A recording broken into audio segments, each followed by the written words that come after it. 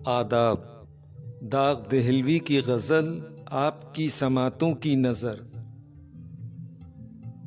عذر آنے میں بھی ہے اور بلاتے بھی نہیں، باعث ترک ملاقات بتاتے بھی نہیں، منتظر ہیں دم رخصت کے مر جائے تو جائیں،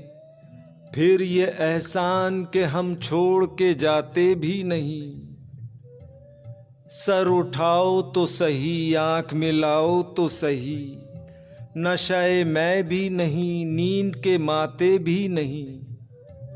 کیا کہا پھر تو ہم نہیں سنتے تیری، نہیں سنتے تو ہم ایسوں کو سناتے بھی نہیں، خوب پردہ ہے کہ چلمن سے لگے بیٹھے ہیں، صاف چھپتے بھی نہیں سامنے آتے بھی نہیں، مجھ سے لاغر تیری نظروں میں کھٹکتے ہی رہے،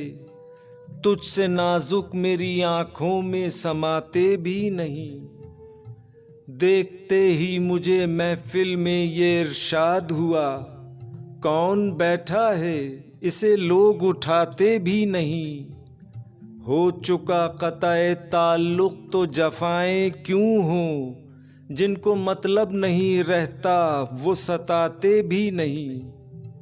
زیست سے تنگ ہو اے داغ تو جیتے کیوں ہو، جان پیاری بھی نہیں جان سے جاتے بھی نہیں۔